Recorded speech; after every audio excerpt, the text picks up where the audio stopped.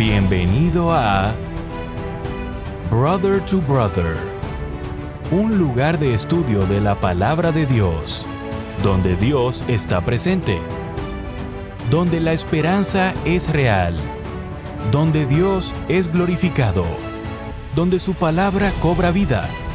Escuela sabática, reflexiones, estudios bíblicos y más. Gracias por estar aquí.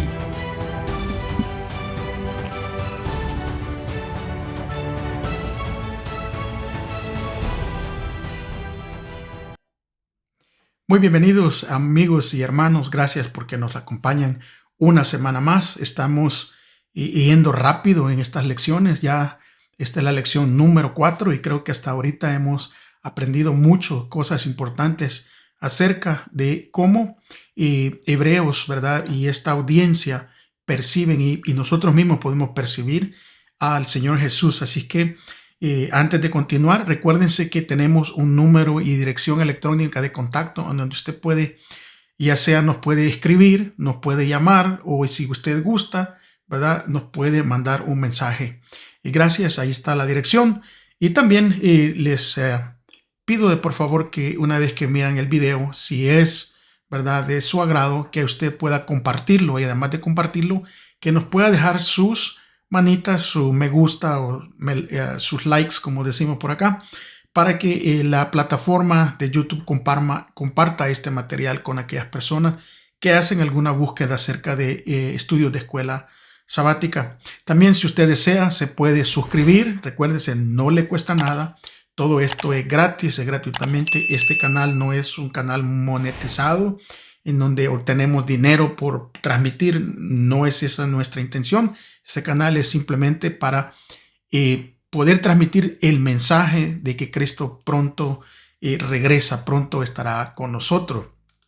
Pero para continuar, tenemos que invitar, ¿verdad? Hacer la invitación primeramente a que usted traiga su Biblia, que la tenga con usted, que traiga un libro de apuntes y también traiga su cartilla o lección de escuela sabática con un lápiz para poder tomar notas y apuntes, y así al final de la semana donde tengan su reunión ustedes pueden llevar una idea más tal vez un poco más clara, ¿verdad?, de lo que es esta lección de escuela sabática que nos ayuda a comprender muchas facetas de la Biblia. Bueno, vamos entonces reverentemente a invitar a ese invitado especial que es el Espíritu Santo para que nos guíe y que nos dé comprensión de estos estudios. Acompáñame. Señor, queremos primeramente agradecer por el privilegio que nos da de poder estar en esta plataforma, Señor, y poder compartir con muchos que tal vez, Señor, no le conocen, con muchos que tal vez sí le conocen, pero que juntos queremos aprender más de usted. Rogamos por el perdón de nuestras faltas, de nuestros pecados, y que usted more en nuestros corazones y abra nuestro entendimiento, y que al momento, Señor, de leer y al momento de poder comentar, lo podamos hacer bajo la influencia del Espíritu Santo. Le pedimos todas estas cosas en el nombre de Cristo Jesús. Amén. Gracias, hermanos, gracias, amigos que nos van a ver. Recuérdense que este trimestre tenemos este título, ¿verdad? En estos postreros días, el mensaje de Hebreos. Aquí atrás ustedes pueden ver el librito, ese es el librito que estamos estudiando. Y si usted no tiene uno, usted puede ya sea bajarlo electrónicamente, puede recibirlo por correo. Únicamente déjenos saber. Pero este es el título completo para estos 3 meses, de los cuales ya estamos en la 4ª semana. El título para la semana de hoy, de esta semana, es Jesús nuestro hermano fiel. Jesús nuestro hermano fiel. Ese va a ser el título de que lleva esta semana. Y el versículo para memorizar se encuentra en el libro de Hebreos capítulo 2, versículo 14. Y dice de esta manera: así que por cuanto los hijos participaron de carne y sangre, él también participó de lo mismo para destruir por medio de la muerte al que tenía el imperio de la muerte, esto es, al diablo. Hebreos 2, 14. Y hemos venido estudiando y hemos venido repasando durante todas estas semanas atrás que Hebreos habla de Jesús, ¿verdad?, como el Hijo de Dios, como el gobernante de los ángeles. Incluso hemos visto como Hebreos nos clarificó el resplandor de la gloria de Dios la fiel imagen de lo que Él es. También Hebreos nos hablaba de que Jesús es el Hijo del Hombre, que fue hecho inferior a los ángeles y que adoptó la naturaleza humana, ¿verdad? Con toda su fragilidad, aún hasta llegar al punto de la muerte. Y miramos también que cómo Dios se refería a Jesús, ¿verdad? De una manera amorosa cuando le dijo: mi hijo, eres tú. Al referirse Jesús a los hijos de los seres humanos, Él nos dice, ¿verdad?, que son sus hermanos. Y el Padre declaraba la soberanía del Hijo Divino. Incluso el libro de Hebreos, ¿verdad?, manifiesta la fidelidad del Hijo hacia el Padre. Y también nos enseñó que Jesús es el divino Señor, creador, sustentador y soberano, ¿verdad?, de todas las cosas. Jesús también nos enseña de que es el sumo sacerdote misericordioso y que Él también es fiel. Todas estas descripciones de cómo Jesús aparece en el libro de Hebreos para clarificar a esta audiencia de Hebreos y a nosotros mismos hoy en día. También esta semana veremos la faceta de que Jesús también es nuestro hermano, ¿verdad? Y cómo Él toma el papel humano, ¿verdad?, para ser nuestro hermano y para podernos así liberar. Bueno, vamos a ver entonces la descripción del Hijo como la máxima manifestación, ¿verdad?, del Dios creador, pero ahora en una forma como nuestro hermano, Y para eso entonces vamos a pasar directamente al día domingo. El día domingo se presenta a Jesús como el hermano, ¿verdad?, como redentor. Y esto lo vamos a entender, ¿verdad?, lo que hemos leído, lo que entendemos y leemos la Biblia a diario, entendemos esta redención de cómo se produjo. Pero para mis amigos y mis hermanos que tal vez no lo han llegado a comprender completamente, vamos a ver cómo juntos nosotros podemos ir aclarando poquito a poco, ¿verdad? Y con la dirección del Espíritu Santo, aclarando este maravilloso plan de redención que ahora nos presenta esta lección, como Jesús, ¿verdad?, como nuestro hermano redentor. En el libro de Levíticos vamos a leer para ir entrando en el contexto de lo que tiene que ver con este hermano redentor. Así que vamos a buscar rápidamente allí el libro de Levíticos en su Biblia. Acuérdese que tiene que tener su Biblia, sea electrónica, sea una Biblia de papel. Téngala, pero sí es importante que usted la tenga con usted. Busque en el libro de Levíticos, ¿verdad?, en los primeros 5 libros, la parte del principio de la Biblia. Busque el capítulo 25 y vamos a leer el versículo 25 al 27. ¿Por qué? Porque esto nos va a ir dando el contexto, pero también ahí mismo en el capítulo 25 leeremos versículo 47 al 49, porque aquí se nos va a aclarar quién podía redimir a una persona que había perdido su propiedad o su libertad a causa de la pobreza. Entonces, para poder leer, vamos entonces a leer versículo ahí 25 y 27 de Levíticos 25. Vamos a ver, mire lo que dice rápidamente. Versículo 25 dice: cuando tu hermano empobreciere y vendiere alguna de su posesión, entonces su pariente más cercano vendrá y rescatará lo que su hermano hubiere vendido. Versículo 26. Y cuando el hombre no tuviere rescatador y consiguiere lo suficiente para él rescatarse, entonces contará los años desde que vendió y pagará lo que quedare al varón a quien vendió y volverá a su posesión.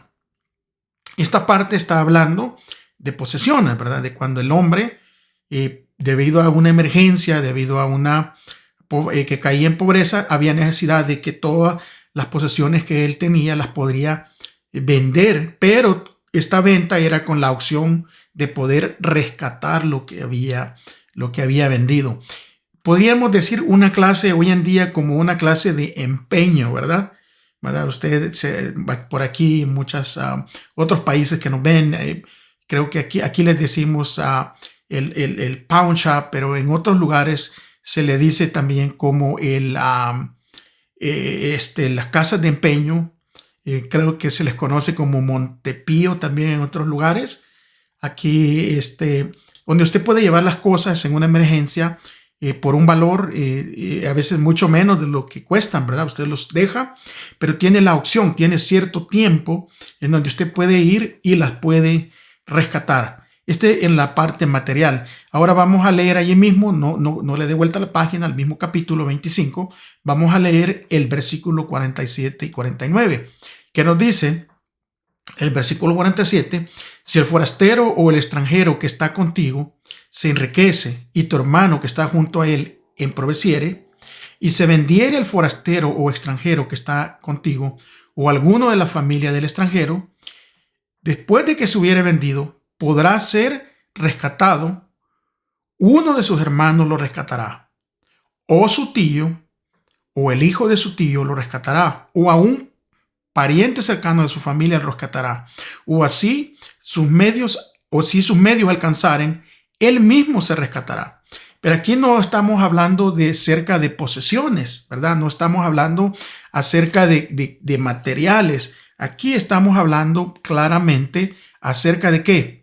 Acerca de sí mismo. O sea que en los tiempos bíblicos, ¿verdad? La ley mosaica estipulaba que una persona era tan pobre que podía vender su propiedad o incluso a sí misma para sobrevivir y recibiría esa propiedad o su libertad cada 50 años. Esto se le conocía como el año del jubileo. Y el año de jubilar era un gran año sabático en el que se perdonaban las deudas, se reclamaban las propiedades y se proclamaba la libertad a aquellos que habían sido cautivos, que se habían vendido como esclavos. Sin embargo, déjenme decirles que 50 años era mucho, era de bastante tiempo. Por eso es que la ley de Moisés también estipulaba que el pariente más cercano podía pagar la parte que aún se debía y así rescatar a su pariente mucho tiempo antes. El familiar cercano era también quien garantizaba que se hiciera justicia en caso de asesinato. Él era el vengador de la sangre que perseguiría al asesino de su pariente cercano y lo castigaría.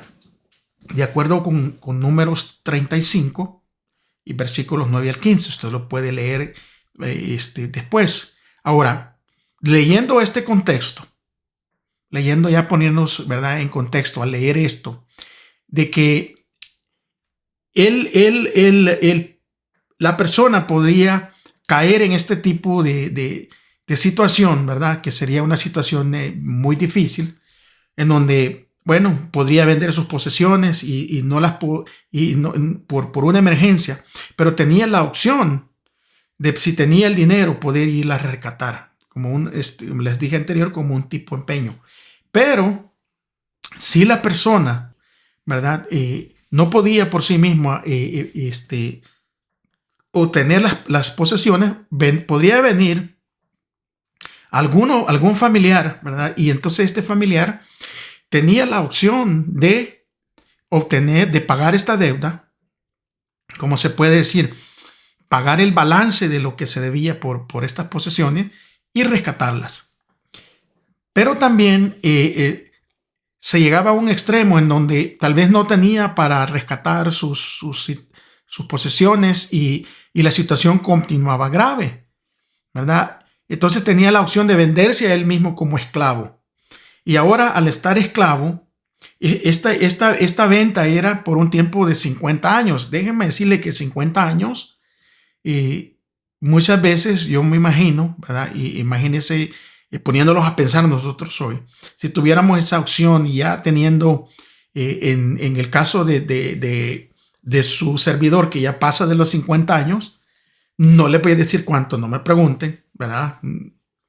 Pero paso de los 50 años, aunque usted no lo crea. Imagínense que por mi situación me lleva y me tengo que vender yo hoy en día. ¿Ustedes creen cuáles serían las posibilidades, ¿verdad?, mías, de llegar a ese año de jubileo? Déjenme decirles que serían bien mínimas. Porque entonces mi edad pasara de 100 años. Y entonces, mirando, haciendo esos cálculos, ¿verdad? Podemos ver de que cuántas personas llegan, sobrepasan los 100 años. Muy pocas. Creo que es una noticia mundial cuando alguien llega a esta situación. Ahora, mirando esta situación de este contexto, ¿verdad? De cómo se llega, y bueno, déjenme decirles de que todo ser humano está en esa situación. Debido a la caída, ¿verdad? De que ya estudiamos en el pasado, en estas lecciones pasadas, de la caída del ser humano. El ser humano está en deuda, está como esclavo. ¿Esclavo de quién? Esclavo del pecado y por ende esclavo de la muerte. Y el ser humano, ya que estamos en este contexto, el ser humano no le alcanza para pagar. No tiene cómo, simplemente no tenemos cómo saldar esta deuda. Ni que trabajemos día y noche, ni que tengamos 2 trabajos y overtime, o que incluso si ¿verdad? Por allí recibiéramos una herencia multimillonaria, no nos alcanza para poder pagar ese rescate, perdón. Ahora yo quiero que miremos en Hebreos capítulo 2, versículo 14, ¿verdad? Hebreos capítulo 2, versículos 14 al 16. Vamos a leer para que miremos ahora el contexto actual del ser humano. Hermanos, esto que estamos leyendo, amigos, esto que estamos estudiando, nos tiene que dar una conciencia de nuestra situación en la que estamos, de nuestra situación actual. Mire lo que dice entonces Hebreos 2, versículo 14 al 16. Por tanto, ya que ellos son de carne y hueso, él también compartió esa naturaleza humana para anular mediante la muerte al que tiene el dominio de la muerte, es decir, al diablo. Versículo 15. Y librar a todos los que por temor a la muerte estaban sometidos a esclavitud durante toda la vida. Versículo 16. Pues ciertamente no vino en auxilio de los ángeles, sino de los descendientes de Abraham. Ya que hemos estudiado todo esto de los descendientes de Abraham en el trimestre pasado, ¿a quién creen ustedes que está refiriendo? Claramente se está refiriendo a nosotros, al ser humano, a esta raza caída, ¿verdad? Cuando Adán pecó, la humanidad cayó bajo el poder de Satanás. Como resultado, no teníamos el poder de resistir al pecado. Peor aún, nuestra transgresión requería la pena de muerte que no podemos pagar. Por lo tanto, nuestra situación aparentemente era desesperada. Sin embargo, Jesús, de acuerdo con lo que estamos leyendo en Hebreos 2, 14 al 16, adoptó nuestra naturaleza humana, se hizo de carne y hueso como nosotros, se convirtió en nuestro pariente más cercano y nos redimió. No se avergonzó de llamarnos hermanos. Paradójicamente, al tomar, ¿verdad?, nuestra naturaleza y redimirnos, Jesús también reveló su naturaleza divina. Muchas veces nosotros podíamos ir al Antiguo Testamento y mirar el Redentor de Israel, ¿verdad?, su pariente más cercano. Y al mirar todo esto, hermanos, ¿de qué manera podemos nosotros aprender a experimentar más profundamente esta estrecha cercanía de Cristo con nosotros? ¿Por qué tener esta experiencia es tan importante para nuestra fe? ¿Por qué? Porque nosotros tenemos que abrazar y darle gracias a Dios que tomó forma humana, que se hizo igual que su servidor, igual que usted, hermano, igual que usted, amigo que me está viendo, para tomar nuestro lugar, para tomar y pagar nuestra deuda. Nosotros no podíamos pagar esta deuda. Nosotros estábamos condenados a estar bajo el dominio del pecado y estamos condenados a la muerte. Pero nuestro hermano redentor, aquel que tiene cómo pagar, porque recuérdense que la paga del pecado es la muerte. O sea, el que nosotros recibamos la vida eterna por gracia no quiere decir de que esta gracia es gratis. Hubo alguien que tuvo que pagar por eso. Y ese alguien es nuestro Señor Jesús, a quien damos la gloria y la honra, a quien estaríamos que estar agradecidos. Y por ende, nosotros deberíamos de vivir una vida para Él, una vida ejemplar para Él. Gracias al Señor por ser nuestro hermano redentor. Gracias por tomar nuestro lugar en esa paga, ¿verdad? Que era únicamente a través de la muerte. El día lunes habla de este tema de que no se avergüenza de llamarnos hermanos. Él no se avergüenza de llamarnos hermanos. Hebreos claramente dice que Jesús no se avergonzó de llamarnos hermanos. A pesar de ser uno con Dios, Jesús no escogió como parte de su familia, o sea, nos escogió Él, nos acogió como parte de su familia. Esta solidaridad que tiene Cristo, ¿verdad? Con nosotros contrasta con la vergüenza pública que sufrían los lectores de Hebreos en sus comunidades.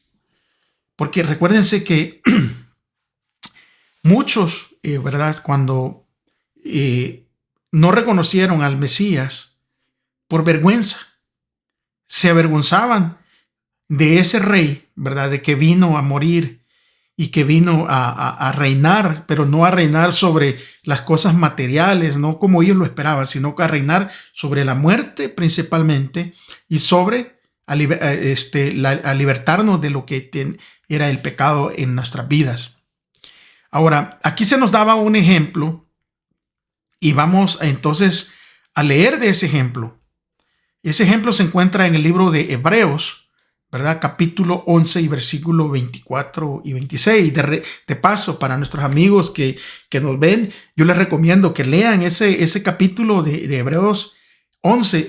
Se titula, creo que muchas Biblias lo traen como ¿verdad? El pasaje de la fe, en donde están muchos de los héroes de la fe que por fe dejaron ciertas cosas, por fe hicieron ciertas cosas.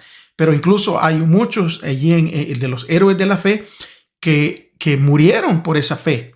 Pero vamos entonces a hablar de este ejemplo de Hebreos 11, 24 al 26. Mire lo que dice. Por la fe, Moisés ya adulto renunció a ser llamado hijo de la hija del faraón. Versículo 25 dice que prefirió ser maltratado por el pueblo de Dios a disfrutar de los efímeros placeres del pecado. Versículo 26 dice que consideró que el aprobio por causa del Mesías era una mayor riqueza que los tesoros de Egipto, porque tenía la mirada, ¿verdad?, puesta en la recompensa y no puesta en las cosas de hoy en día. Ahora, imagínense lo que significó que a Moisés lo llamaran hijo de la hija de Faraón. O sea, prácticamente era una figura poderosa, era un príncipe en esa época. Un príncipe en donde podría recibir, ¿verdad?, la más elevada formación militar y también la más elevada formación civil. Y llegó a ser un personaje notable, ¿verdad? Por ahí Esteban, en el libro de Hechos, capítulo 7, 22, hablaba que Moisés era poderoso en sus palabras y en obras, pero también tenía toda la potencia, ¿verdad? Y tenía toda las conocimientos militar que llegó a ser el favorito, ¿verdad? ¿Cómo se llama? Del ejército egipcio. Incluso que Faraón lo ha de haber visto, ¿verdad? Como su nieto adoptivo, pero también como sucesor, siendo que era un buen guerrero. Sin embargo, Moisés abandonó todos estos privilegios cuando decidió identificarse con los israelitas. Una nación esclava, sin educación y sin poder. Esto nos pone en el contexto de lo que hizo Jesús es mayor, pero esta era una sombra de la actitud que iba a tomar Jesús hacia nosotros. Porque aquí podemos ver, Moisés se pudo quedar en el palacio, no iba a pasar frío, no iba a pasar calor, no iba a pasar hambre, siempre iba a tener comodidades, pero él no miró eso, sino que miró lo que estaba puso la mirada en lo que estaba más allá, en lo venidero. Y déjenme decirle que para nosotros, hermanos, esta es una lección, amigos, para nosotros es una lección muy importante. Importante porque muchas veces nosotros nos avergüenza, ¿verdad?, el evangelio. Muchas veces nos apartamos del evangelio. ¿Por qué? Por seguir las comodidades, por seguir a veces a las riquezas. Y déjenme que ninguno de nosotros estamos exentos de que nos pueda suceder eso. Si quitamos la mirada, ¿verdad?, de nuestro Señor Jesús. Por eso es que el versículo 26 es clave, ¿verdad? Que Él no miró las riquezas, no miró lo que había, sino que puso su mirada en el Mesías antes que ponerlo en los tesoros de Egipto. Y la pregunta para mí y la pregunta para usted debería de ser, ¿verdad? ¿En dónde está su mirada? ¿Está su mirada tal vez en alcanzar riquezas? Tal vez en alcanzar comodidades. Tal vez en esa relación, ¿verdad?, que no es aprobada por el Señor, pero está puesta esa mirada en vez de estar puesta en el Señor Jesús. O sea, y yo quisiera hacer un paréntesis aquí porque recibo a veces llamadas, ¿verdad?, de personas con preguntas acerca de la juventud.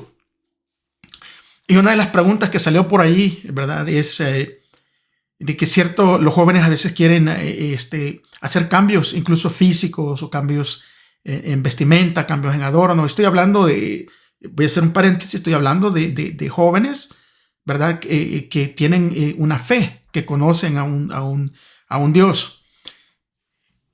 Y las preguntas a veces nos agarran a nosotros descuidados. Y la pregunta era, bueno, cierto joven quiere hacer un cambio en su vida, pero él sabe, debido a lo que ha estudiado y debido a lo que conoce, de que es un cambio, de que le genera dudas y por eso tiene que hacer preguntas. Déjenme decirles, ¿verdad, hermanos, amigos, cuando ya llegamos a ese punto, el problema no es el cambio que queremos hacer o lo que queremos anhelar. El problema es la relación que nos hemos apartado. Hemos apartado la mirada, ¿verdad?, de aquel en donde debería de estar nuestra mirada todo el tiempo. Y esto le sucede a los adultos, le sucede a los jóvenes, le sucede a las personas de la tercera edad. Cuando apartamos la mirada de aquel que tiene el control y que tiene el poder sobre la muerte y sobre todo, ¿verdad?, hablando ya aquí terrenalmente, sobre el dominio del pecado hacia nosotros, entonces el pecado va a entrar a dominarnos y vamos a empezar a anhelar cosas cosas creadas más que el Creador. Y todo tiene su orden. Primero es Dios en nuestras vidas. Y si nuestra relación con Dios es primero, esa relación va a dictar todas las demás cosas pequeñas. Todas las demás modas. Yo quisiera que quien se pusiera a la moda y que nunca pasara de moda fuera el Señor Jesús. Porque si Él es la moda en nuestra vida, si es la moda en nuestra manera de vivir, no podemos anhelar entonces otras cosas. ¿Está viendo? Es bien simple, es bien simple. Vamos a leer este otro versículo que se encuentra en 2 de Timoteo, ¿verdad? Capítulo 1 y versículo 8. Miren lo que dice 2 de Timoteo, capítulo 1 y versículo 8. Por tanto, dice, no te avergüences de dar testimonio de nuestro Señor, ni de mí, preso suyo, sino participa de las aflicciones por el evangelio según el poder de Dios. Ahora, aquí el apóstol está hablando a una audiencia, ¿verdad?, que en cierta manera se avergonzaban de dar testimonio de quién era el Señor Jesús. O sea, también se avergonzaban, ¿verdad?, de ser amigos del apóstol, de predicar, ¿verdad?, y de tener una vida. ¿Por qué? Porque el apóstol, claro, en muchas ocasiones estuvo preso, muchas veces fue golpeado, no vivía en comodidades. Entonces, pero él les dice, participen de las aflicciones. ¿Por qué? Por el evangelio, según el poder de Dios. Esta parte final de este versículo es clave. Porque muchas veces queremos que todos se comporten como yo me comporto, como tú te comportas. Y queremos establecer un estándar, ¿verdad?, de vida. Así como yo vivo, quiero que los demás vivan. Paremos eso. Yo quiero identificarles y quiero decirles que eso es idolatría. ¿Por qué? Porque ya estoy queriendo que me idolatren, que todos se parezcan a mí, que todos sean como yo soy. Nosotros tenemos que parecerlos al Señor Jesús para que las personas que nos utilicen como un ejemplo de vida a nosotros, en sus vidas, no se parezcan a nosotros, sino que entiendan que únicamente somos un reflejo de para quién vivimos, un reflejo de para quién somos. Había una parte del problema en ese tiempo. O sea, para los lectores hebreos, después de sufrir persecución y rechazo, muchos de ellos comenzaron a avergonzarse de Jesús, ¿verdad? Y por sus acciones, algunos corrían peligro de exponer a Jesús. A exponerlo como de una manera pública en vez de honrarlo. Por lo tanto, Pablo, ¿verdad?, constantemente llama a los lectores de Hebreos y por ende a nosotros a retener la profesión de nuestra fe, a retener de que nosotros demos testimonio de quiénes somos. Dios quiere que reconozcamos a Jesús como nuestro Dios y nuestro hermano, como Redentor. ¿Por qué? Porque Jesús ha pagado nuestra deuda. Como hermano, Jesús nos ha mostrado la manera en que debemos vivir para que seamos hechos conforme a ¿quién? A la imagen de su Hijo. Para que Él sea el primogénito entre muchos hermanos. O sea, es por eso que en este momento, ¿verdad?, es momento de tomar decisión. En la decisión de que Jesús tuvo que tomar para adoptarnos como hermanos. Entonces nuestra decisión tiene que ser condescendiente, ¿verdad? Si Moisés fue condescendiente con sus hermanos, también nosotros tenemos que ser condescendientes sobre el amor de Dios por nosotros. ¿Está viendo? No tenemos que avergonzarnos. Ahora, Mateo 10:32 dice de esta manera: a cualquiera pues que me confiese delante de los hombres, yo también le confesaré delante de mi Padre que está en los cielos. Y cualquiera que me niegue delante de los hombres, yo también le negaré delante de mi Padre que está en los cielos. Mateo 10, versículo 32, 33. O sea, esto nos está aclarando prácticamente, hermanos y amigos, que si nosotros le negamos a Jesús, si no confesamos que somos su seguidor, ¿verdad? Porque a veces vivimos una doble vida y ese es el peligro, y por eso son estos estudios, para eso son estas lecciones, este es el propósito por el que estudiamos estos temas muy, muy a fondo. Y cuando digo vivir una doble vida, no estoy hablando de que tienes una familia por aquí, una familia por allá, aunque se da fuera en el ámbito, ¿verdad? E incluso se ha dado en ámbito cristiano, que han habido personas que han tenido doble vida, tienen una familia en un país y tienen otra familia en otro país, y continúan reuniéndose, yendo a las iglesias o en un lugar u otro. Pero de lo que le estoy hablando es de tener una doble vida, es que cuando estamos en nuestro círculo cristiano, vivimos de una manera, nos comportamos de una manera, hablamos de una manera, actuamos de una manera, e incluso, ¿verdad?, cantamos de una manera. Pero cuando salimos de ese círculo de cristianismo y tal vez nos vamos a nuestro trabajo, a la escuela, o nos vamos en la calle con los extraños, actuamos de una manera diferente. ¿Por qué? ¿Por qué digo esto? Porque yo lo he visto. Yo he tenido experiencias, ¿verdad?, de personas que yo me he encontrado que me dice, ¿conoce a fulano? Sí, lo conozco. Oh, ¿lo conoces? Sí, dice, no. Dice, ¿tú vas a la iglesia? Sí, yo voy a la iglesia. Pues esa persona dice que va a la iglesia, pero se comporta de esta manera, habla de esta manera, hace estas cosas en su trabajo. Y yo me quedo sorprendido porque, digo yo, uno, así como habla aquí en esta cámara, como habla cuando está reunido con su familia, cuando está reunido con los amigos, cuando está en el trabajo, en la escuela, en el área que sea, el cristiano no puede cambiar. Un verdadero cristiano no puede cambiar. Y eso no quiere decir que vamos a ser mal encarados, que vamos a ser todos desabridos. No, el cristiano tiene que ser un cristiano lleno de gozo, lleno de alegría, transmitir la alegría. La alegría que basada en que tenemos libertad de la muerte, libertad del pecado y que servimos a un Dios vivo. ¿Está viendo? Toda esa alegría se tiene que transmitir, hermanos. No podemos permitir de que el diablo nos engañe y que nos convierta, ¿verdad? Nos transforme él, porque saben que muchos sí son transformados por Satanás. Pero nosotros no. Nosotros, como el apóstol Pablo decía, ¿verdad? Ya no vivo yo, sino que vive Cristo en mí. Eso es lo que necesitamos. Y no negar a Cristo. Y no negamos a Cristo únicamente, lo podemos negar solo con ¿verdad? No reunirnos en el templo, no ir a la iglesia. No. Lo negamos a veces, aún estando yendo al templo, estando yendo, participando, cuando estamos afuera con nuestras acciones, para poner todo en una palabra, ¿verdad? Y esta palabra es, a veces negamos o avergonzamos a nuestro Señor delante de los demás con nuestro testimonio. Pidámosle al Señor que nos dé la fuerza, que nos dé el poder de vencer y poder dar un buen testimonio para honra y gloria de Dios. Porque, ¿saben qué? Él no se avergüenza, no se avergonzó. De así como éramos, nos rescató y nos llama hermanos en la Escritura. Vamos entonces a pasar al día martes. En el día martes nosotros vamos a ir viendo de que habla de carne y sangre como nosotros.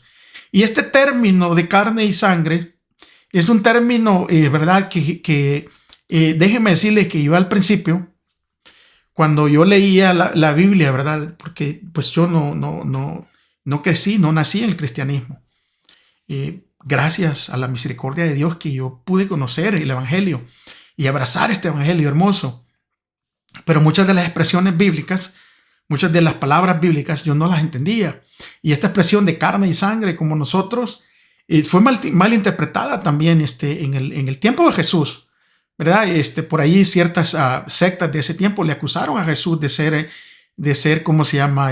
Un caníbal, porque hablaba de que él no come mi sangre y mi carne, o sea, hablando en un contexto figurativo, ¿verdad? Que es como podemos nosotros tomar esto en este contexto figurativo para lograrlo entender. Porque Hebreos dice que Jesús adoptó nuestra naturaleza humana para poder representarnos y morir por nosotros. Porque el requerimiento era de que alguien, ¿verdad?, muriera y que alguien tenía que pagar esta deuda en la cual nosotros estábamos metidos. O sea, este es el fundamento. Fíjense lo hermoso de todo esto, hermano. Ahora que ya vamos entendiendo, este es el fundamento del plan de salvación y esta era nuestra única esperanza de vida eterna. ¿Cuál? Que Jesús o que Dios mismo adoptara nuestra naturaleza humana para poder representarnos y para poder tomar nuestro lugar. Gálatas, vamos a leer Mateo primero, vamos a leer Mateo 16, no lo vamos a leer todos, venían varios versículos, pero en su casa usted por favor léalo y anótelos y saque esa conclusión, ¿verdad? Porque allí nos va a dar las deficiencias de la naturaleza humana relacionada en los pasajes, ¿verdad?, de la expresión sangre y carne. Mateo capítulo 16 y versículo 17. Miren lo que dice. Entonces le respondió Jesús, aquí hablándole a Simón en ese momento, ¿verdad? Bienaventurado eres, Simón, hijo de Jonás, porque no te lo reveló carne ni sangre, sino mi Padre que está en los cielos. Ahorita vamos a ir entendiendo, ¿verdad?, cómo es esta revelación, porque la expresión carne y sangre enfatiza la fragilidad de la condición humana, o sea, su debilidad, ¿verdad? De cómo nuestra humanidad tiene límites y tiene debilidades, ¿verdad? Porque Hebreos habla incluso, ¿verdad?, de que Jesús fue hecho como sus hermanos en todo. Recuerden, esta expresión significa que Jesús se hizo completamente humano. Y que Jesús no simplemente parecía un humano, sino que era verdaderamente humano, realmente como uno de nosotros, o sea, así como nos miramos nosotros. Jesús tuvo que tomar esta no apariencia, sino esta humanidad, ¿verdad? De ser humano, claramente para ser como nosotros. Mire, yo puse otro versículo aquí que nos va a aclarar, ¿verdad? Claramente, no está en su libro de repaso, pero yo creo que ustedes pueden buscar ahí rápidamente, búsquelo, al libro de Juan, capítulo 1, versículo 1 al 4. Porque aquí nos va a dar un poquito más de entendimiento, nos va a abrir más como decimos, ¿verdad? La foto o la presentación más amplia. Miren lo que dice el libro de Juan, capítulo 1, versículo 1 al 4. En el principio era el verbo, y el verbo era con Dios, y el verbo era Dios. Este era en el principio con Dios. Todas las cosas por él fueron hechas, y sin él nada de lo que ha sido hecho fue hecho. En él estaba la vida, y la vida era la luz de los hombres. Claramente Juan, ¿verdad? Este discípulo amado, que es el que en su evangelio expresó la divinidad, él trató a lo máximo que pudo, ¿verdad? En su letra, inspirado por el Espíritu Santo, exponer la divinidad de Jesús hacia la humanidad. Y es por eso que habla desde el principio de la creación, ¿verdad? Refiriéndose en el principio. Recuérdense que la Escritura, la Biblia empieza con eso, ¿verdad? En el principio. Usted vaya a Génesis y usted va a ver que comienza de esa manera. ¿Qué era el principio? El principio era el verbo. Cuando recibe el verbo se está refiriendo al Señor Jesús, que Él era con Dios y que el mismo verbo del mismo Señor Jesús era Dios. Ahora, este era en el principio con Dios. Para beneficio de nuestros hermanos, de nuestros amigos que nos ven, ¿verdad? En su Biblia, yo les voy a leer y les voy a cambiar la palabra, la frase, ¿verdad? La palabra, el verbo por el nombre de Jesús, porque eso es prácticamente lo que está diciendo, para que nosotros entendamos este contexto. Dice, en el principio, ¿verdad? Era Jesús, y Jesús era con Dios, y Jesús era Dios. Qué hermoso se oye, ¿no? En este contexto. Ahora, este era en el principio con Dios. Versículo 3. Todas las cosas por él fueron hechas. ¿Se recuerdan? Ya leímos esto la semana pasada. ¿Quién es el hacedor y el creador de todas las cosas y el sustentador de todas las cosas? Y sin él, nada de lo que ha sido hecho fue hecho. O sea, el mismo Dios creador, ese mismo Dios creador, que en él estaba la vida, ¿verdad?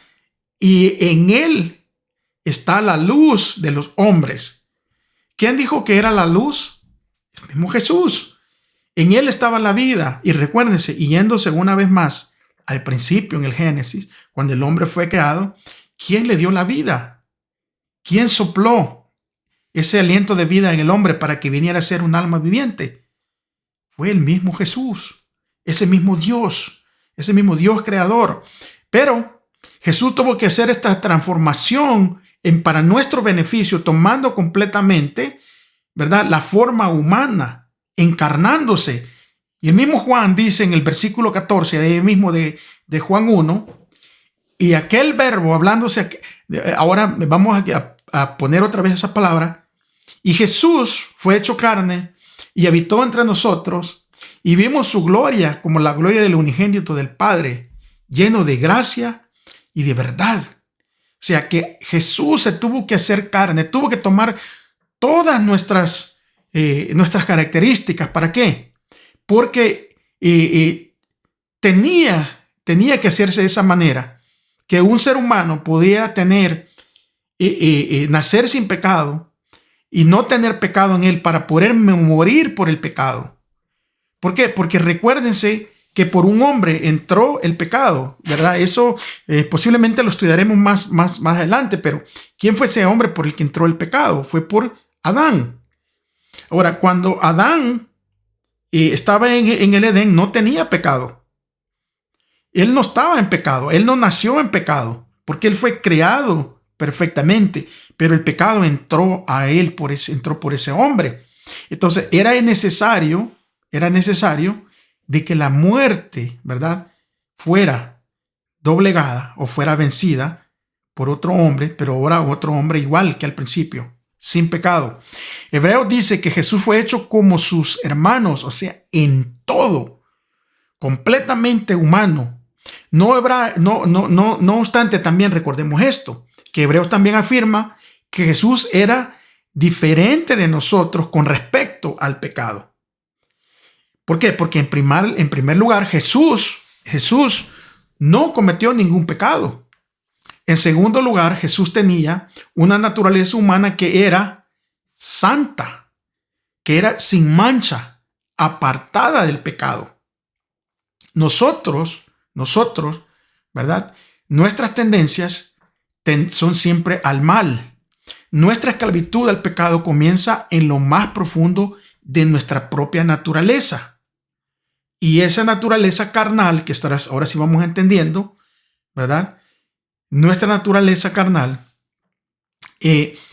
allí es donde estábamos vendidos, prácticamente sometidos al pecado. Ahora, el orgullo y otras motivaciones pecaminosas contaminan incluso nuestras buenas acciones, ¿verdad? Porque a veces queremos hacer algo bueno, alguna acción buena, pero lo hacemos siempre con un cometido de orgullo. Y estas motivaciones nos contaminan. Y esto viene a ensombrecer nuestra vida, ¿verdad? Pero Jesús no estaba sometido al pecado.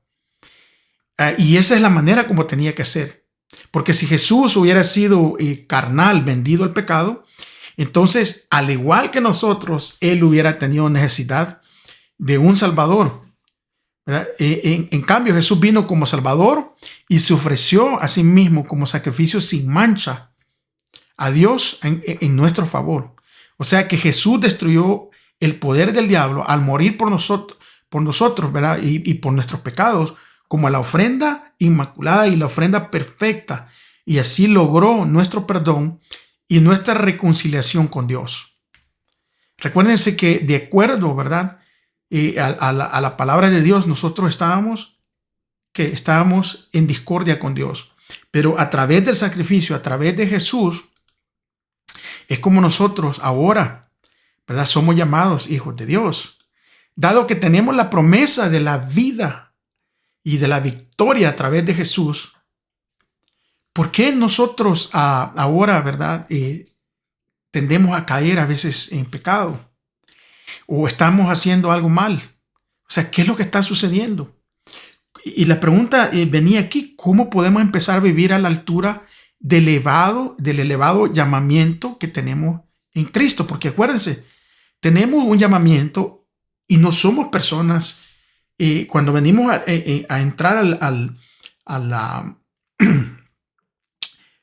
gremio de cristiano, de Cristo, que nos hacemos llamar cristiano, tenemos un llamado más elevado, de acuerdo con Primera de Pedro, ¿verdad?, que nos llama que somos una nación santa, ¿verdad? Somos real sacerdocio y somos llamados para un propósito.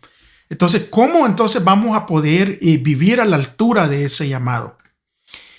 Y déjenme decirles que la respuesta es fácil: rindiéndonos, ¿verdad?, al Señor Jesús. Y digo rendirlos, y muchos van a decir, bueno, ¿qué tenemos que hacer? Nomás tirarnos al piso. Y no. Cuando yo digo rendirnos es, ¿verdad?, empieza por tener una comunión con Cristo todos los días, no de vez en cuando. No únicamente cuando nos reunimos en el templo, no únicamente cuando los templos están abiertos. Nuestra relación con Jesús tiene que ser diaria.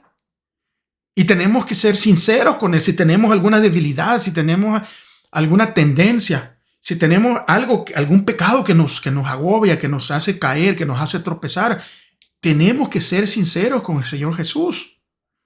Porque si no somos sinceros y no pedimos ayuda, entonces vamos a fracasar. Es por eso que ¿verdad?, la Escritura que dice, todo lo puedo en Cristo que me fortalece. Pero para que Cristo me fortalezca, yo tengo que estar con Cristo, en una armonía con Cristo. ¿Por qué? Porque si no, vamos a vivir una vida frustrada. Una vida frustrada. Vamos entonces a pasar al siguiente día, el siguiente día miércoles, en donde habla de perfeccionado a través de los sufrimientos.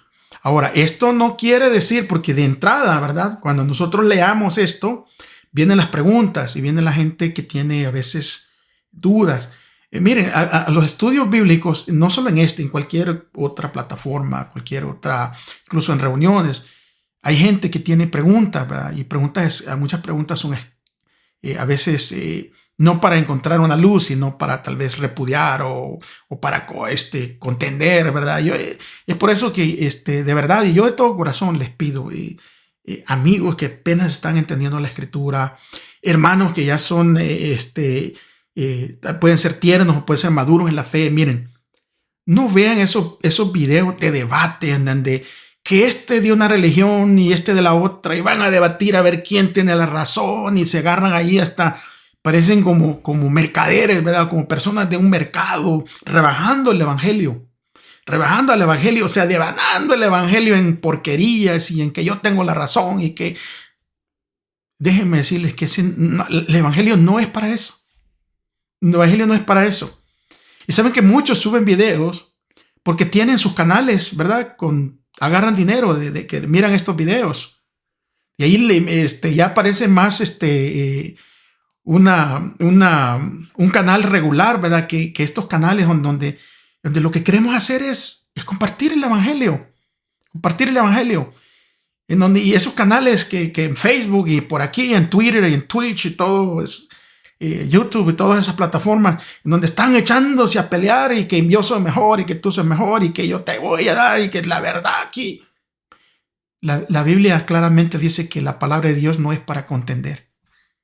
Así que si usted quiere, continúe viéndolo, pero, ¿verdad? Le estoy recomendando, no le estoy obligando.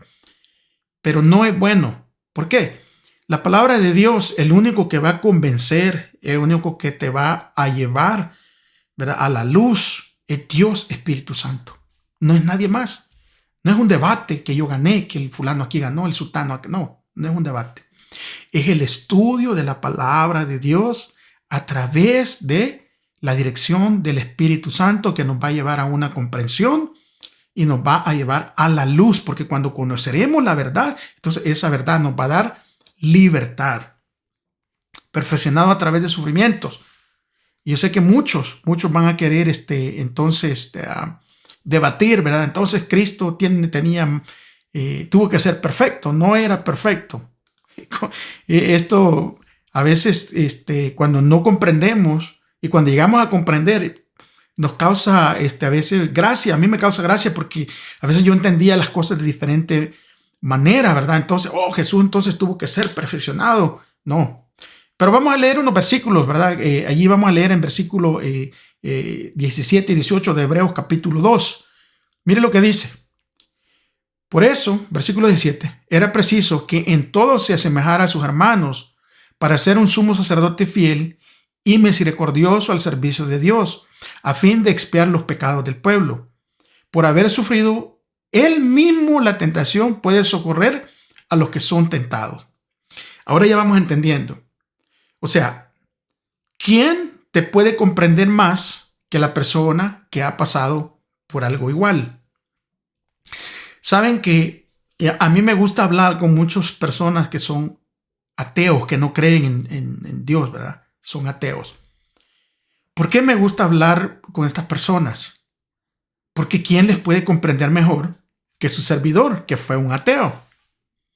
Una persona que dejó de creer en Dios y que empezó a mirar las cosas de una manera carnal, ¿verdad? En donde yo incluso a veces utilizaba la Biblia no para llegar a conocer a mi Salvador y Redentor Jesús, sino para atacar a las personas, para debatir con las personas.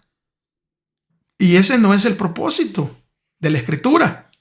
Entonces, ¿quién más les pueden comprender y puede llegar a veces, y he platicado con personas ateas y hemos llegado a unas buenas conclusiones, déjenme decirles, porque yo oro y le pido al Señor, Señor, ilumina el corazón de esta persona que no entiende, porque está en tinieblas, así como yo estaba en un tiempo, y me diste el privilegio, Señor, de conocer tu luz y entender la misericordia y el amor grande que Dios tiene para nosotros. Es por eso que Hebreos 2, 17 y 18 dice que era preciso que fuera semejante a nosotros, ¿verdad? Para que fuera un sumo sacerdote fiel y misericordioso al servicio de Dios, a fin de poder, ¿verdad?, perdonar nuestros pecados. Porque al haber pasado por lo mismo que nosotros, nos comprende. Y es por eso que anteriormente les decía que desde allí, de nuestras debilidades, tenemos que clamarle a Dios. Porque de la misma manera que somos tentados nosotros, Él fue tentado. De la misma manera que era inducido a ciertas cosas, Él era inducido. Pero también, ¿verdad?, no cayó como caímos nosotros. Y entonces, si alguien, ¿verdad?, que va a hacer algo, y nosotros conocemos a otra persona que decimos, oh, wow, esta persona sobrepasó esta dificultad. Vamos a preguntarle cómo lo hizo. Entonces, a este Jesús es el que le tenemos que preguntar cómo hizo todo eso. Porque Jesús aprendió la obediencia a través de ¿qué? De los sufrimientos. La obediencia era necesaria por dos cosas. En primer lugar, la obediencia hizo que su sacrificio fuese aceptable. En segundo lugar, sus sufrimientos le permitieron llegar a ser nuestro ejemplo. Jesús aprendió la obediencia porque nunca había experimentado esto antes. Recuérdense que en el cielo Jesús no experimentó esto antes, ¿verdad? Como Dios no lo había experimentado. ¿A quién tendría que obedecer como Dios? A nadie. Ahora, como Hijo eterno y uno con Dios, el universo le obedecía como gobernante. Por lo tanto, esto va a aclarar, Jesús no pasó de la desobediencia a la obediencia, sino que pasó, mire, de la soberanía y el dominio a la sumisión y a la obediencia. O sea, esto yo quiero repetirlo. ¿Por qué lo quiero repetir? Porque yo quiero que quede bien claro. Quiero que quede bien claro esto. Que Jesús no pasó de la desobediencia a la obediencia, sino de la soberanía y el dominio a la sumisión y la obediencia. El exaltado Hijo de Dios se convirtió en el obediente Hijo del hombre. Los sufrimientos revelaron que Jesús era un sumo sacerdote misericordioso y fiel. Los sufrimientos no hicieron que Jesús fuese más misericordioso. Al contrario, fue la misericordia de Jesús la que hizo que Él se ofreciera para morir en la cruz para salvarlos. No obstante, fue mediante los sufrimientos que Jesús verdaderamente se expresó y se reveló, y reveló la realidad del amor fraternal de Dios hacia nosotros.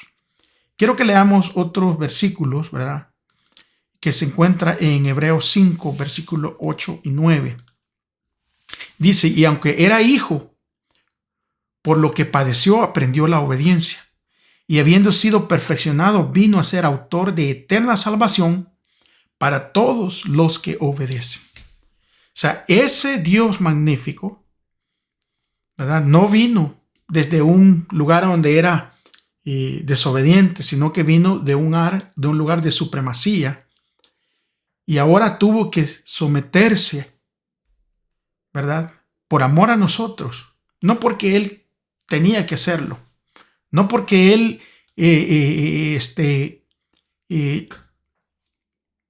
tuvo que hacer eso solo porque nomás era un capricho ni nada de eso, sino que lo hizo por amor a nosotros.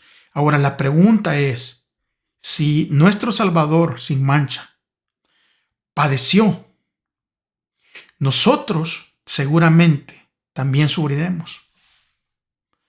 Entonces, ¿cómo podemos aprender, ¿verdad?, a soportar las tragedias de la vida, pero al mismo tiempo recibir esperanza y seguridad del Señor?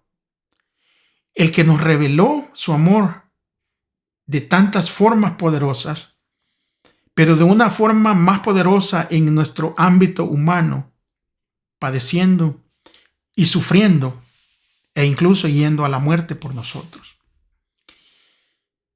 Estamos viviendo tiempos difíciles, ¿verdad? tiempos bien difíciles. Al momento de esta grabación, yo tengo en lo personal una tía querida que está debatiéndose entre la vida y la muerte. Y seguimos orando, ¿verdad?, por su pronta recuperación. Seguimos clamando al Señor. Pero aún en estos momentos difíciles de la vida, aún en esta incertidumbre, tenemos la esperanza de que Dios nos va a dar la fuerza para soportar el dolor y de estas tragedias. Y que Dios también nos da, así como nos da la fuerza y nos da también el privilegio a veces de tener gozo de mirar a una persona que se levanta de una cama. Porque Dios tiene el poder de hacerlo. Dios tiene poder, hermanos y amigos. Y yo me tomo este minuto, ¿verdad? Yo sé que tengo familia, tengo amigos que ven y que conocen esta situación y que están pasando por estas tragedias, ¿verdad? Tenemos que aprender a soportarlas. ¿Y cómo lo vamos a hacer? Dependiendo plenamente del poder de Jesús, de confiar en sus promesas. Tenemos en este momento también un hermano, ¿verdad?, que justamente ha empeorado su salud por todo esta pandemia que está sucediendo. Yo no sé si los familiares van a ver este video, yo no sé si los hermanos de iglesia lo van a ver, pero igualmente nos hemos unido en oración todos. Clamamos al Señor, ¿verdad?, por un milagro. Pero le decimos al Señor: Señor, tú conoces, que se haga tu voluntad. Este es nuestro anhelo en nuestro corazón, y si es tu voluntad lo vas a conceder. Pero igual, en medio de toda esta tragedia, yo le quiero decir a la familia, ¿verdad?, que tal vez lleguen a mirar o lleguen a escuchar esto: confiemos en las promesas de Dios. Que sea lo que sea la respuesta, Él ha prometido también un día que todo esto va a terminar, que todo esto va a parar. Voy terminando, hermanos, porque el tiempo vuela. Y Jueves dice que él es un hermano como modelo. Hebreos capítulo 12, versículo 1 dice de esta manera: todas esas personas, ¿verdad?, están a nuestro alrededor como testigos. Por eso debemos dejar de lado el pecado, que es un estorbo, pues la vida es una carrera que exige resistencia. Y el versículo 2 de ese mismo capítulo 12 dice: pongamos toda nuestra atención en Jesús, pues de Él viene nuestra confianza, y es Él quien hace que confiemos cada vez más y mejor. Jesús soportó la vergüenza de morir clavado en una cruz, porque sabía que después de tanto sufrimiento sería muy feliz. Y ahora se ha sentado a la derecha del trono de Dios.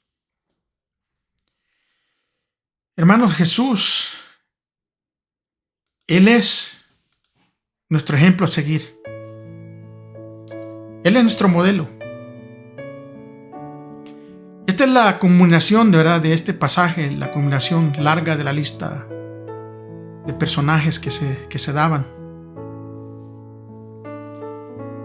Y el apóstol nos dice cómo debemos correr la carrera de la vida cristiana. Hay que confiar en el Señor Jesús.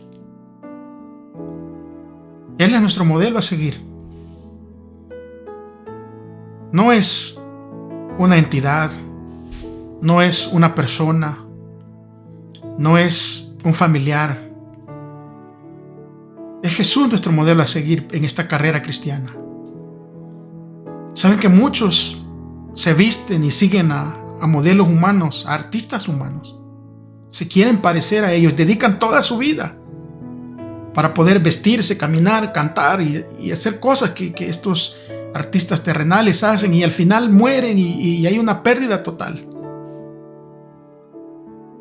Pero en esta carrera que nosotros tenemos,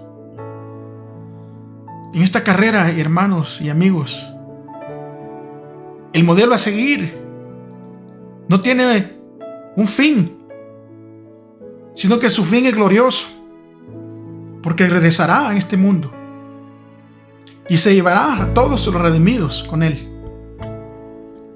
Y creo que la meta de todos estos estudios, la meta de todas estas instrucciones que tenemos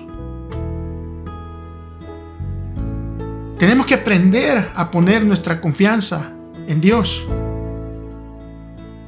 Y si no hemos tomado decisiones, ¿verdad?, diarias que reflejen esta confianza, creo que la próxima decisión importante que debemos tomar